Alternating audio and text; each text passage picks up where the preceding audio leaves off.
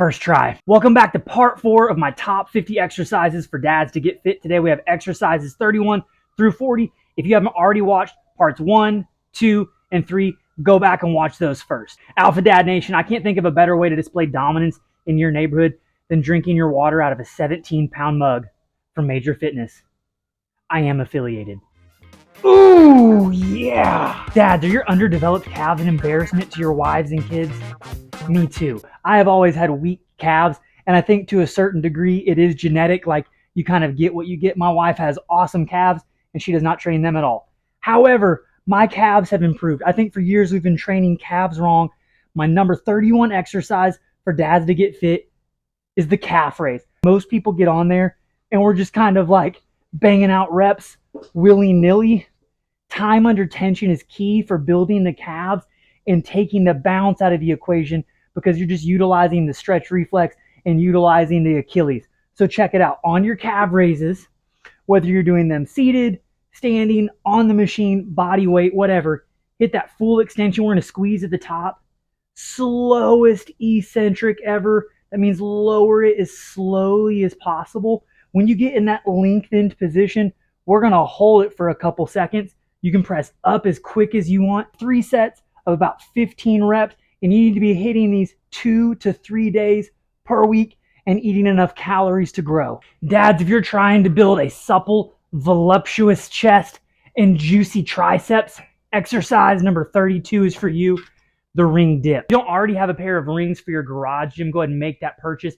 I travel with these all the time on vacation. They're super versatile. The ring dip is a great way to build your chest, your delts, and your triceps. Typically, I go higher rep on these, 3 sets of 15 to 20 reps, or as always, throw on that weight belt, add a little bit of weight, keep it lower rep, working on strength, hitting hypertrophy, and all the muscles that matter. For exercise number 33, we have the inverted row, or for all my CrossFitters, the ring row. Even if you're a seasoned gym goer, the ring row or inverted row is a great way to build both the back and the biceps. Or if you're new to fitness, this is a great way and a great prerequisite to build up to pull-ups, around 15 to 20 reps.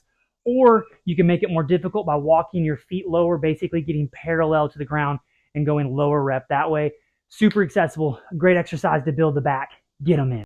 Exercise number 34 is the Pike Push-Up. I think we hit a point in our fitness career where it's just about weights. We're like, oh man, I don't need to do body weight exercises anymore. They're not difficult enough. Don't sleep on the body weight exercises, and you're never too advanced to take it back to the basics. I really like the Pike Push-Up for the end of a shoulder workout as a finisher or a burnout. 3 sets, 8 to 12 reps, or if you're a seasoned gym veteran and you're just looking for a sweet pump at the end of your workout, do 1 big set to failure or till form starts failing. Fellas, listen, the rise of the 5-inch inseam has made it more important than ever to become a quad father. These 5-inch seams are from Barbell Apparel. Check them out in the description. One of the best exercises for building a succulent set of quads is the heel elevated goblet squat. The key on this exercise, really any exercise where you're trying to build muscle, is the slow eccentric. Control it on the way down. You can come up as quickly as you want. As far as exercise order, I hit my warm-up. I like to do a plyometric exercise. I do my barbell work, and then I get into my auxiliary work. Goblet squat is not a main exercise in my opinion. Like 3 sets of 15 to 20 reps, and on that final set of goblet squats, you got to go for it. On set number 3, I'm talking 20 reps, maybe 25 if you can hit it, and it's incredibly slow on the way down. Sometimes you got to get uncomfortable on that final set and really push for some extra reps. For all my heel elevated exercises, I use the squat wedgie. This one's really sweet because it's adjustable, and you can slide it down for less of an incline or slide it up for more of an incline. I also have the travel wedgies. I'll link both of those in the description. Guys, this is big. I'm welcoming you into my home today. Are y'all ready for this? The grand tour. It might be dirty, don't tell Kimmy. First of all, check this bad boy out. This is from a company called Avenlure. Not sponsored. This isn't a sponsored post, but they sent this to me for my kids, and it is sick. My kids use it all the time. It's got a swing, a pull-up bar, rock climbing wall, all of that jazz. That bad boy's sick, and today we're going to use it for exercise number 36, some 45-degree back extensions. Should note there's a strap to make sure this thing's locked into place. Don't forget that. Y'all, if you're looking for a sick rump pump, The 45-degree back extension is about as good as it gets. As always, we control the descent. When you come up on this exercise, think about squeezing the glutes. I typically go higher rep on these, 15 to 20 reps. I know I was just talking about not sleeping on the basics, but that doesn't mean we can't spice them up a little bit. Exercise number 37 is the deficit push-up. Now, by adding that deficit and we make this exercise a little bit more difficult, we're able to go through a deeper range of motion, which equals more muscle. We can build more endurance and we can get stronger. I like to use a 45-pound plate, but you can take these as deep as your shoulders can handle. You can even use these as your plyometric exercise at the beginning of your workout if you want to add the clap. Typically, I would save these towards the end of my workout as a burnout exercise. Say I've already done my warm-up, my plyometric, my compound exercises, my auxiliary work. I would do something like this, regular deficit push-up for as many reps as I can do with good form as a finisher. Exercise number 38 is one that I've neglected for years, the straight arm pull downs. These aren't just reserved for bodybuilders. They're reserved for any guy who's wanting to build a juicy pair of lats. We're just talking about what's gonna make us look jacked. It's wider shoulders, big lats, and a small waist. I have the small waist, but I am lacking the wide shoulders and the wide lats. Typically, we're doing tons of rows, tons of pull-ups, and this is a way that we can continue to build the lats and just hit that muscle from a different angle. 3 sets of 12 reps. A little bit late in the video for this, but if y'all subscribed to my channel yet, share this with a daddy you think it could be an encouragement to, do it. Exercise number 39 is the step up. Quick point of performance on this one is that we don't want to step up with both legs. I see a lot of people step up, and then stand up. We want to fully step up with one leg, and then we will control the descent on the way down.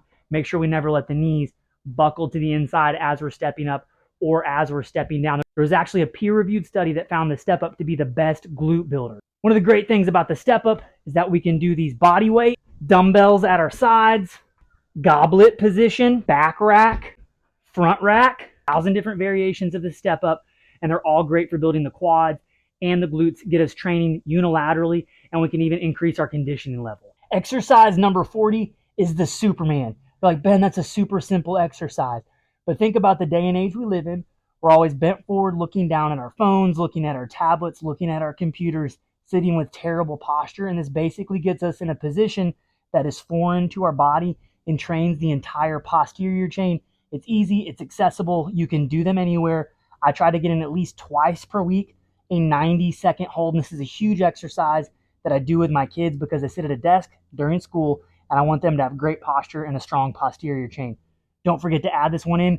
Great as a warm-up or great at the end of your workout when you're super fatigued to make them a little bit tougher than normal. Y'all, I'm like 6 weeks deep going consistent with YouTube, and this is just a message to you. Whatever you want to go for it, and do it with excellence and do it consistently, and start fast. Take messy action.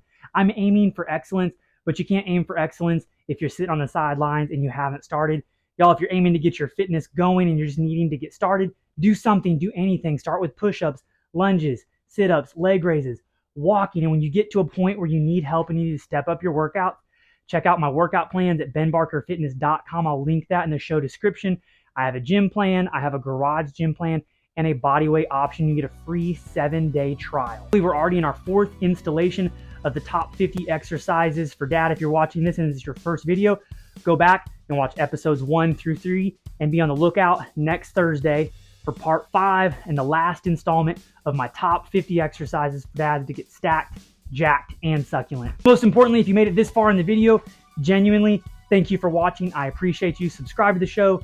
Share this with a dad you think it might be an encouragement to. Y'all keep crushing goals and encourage some people along the way.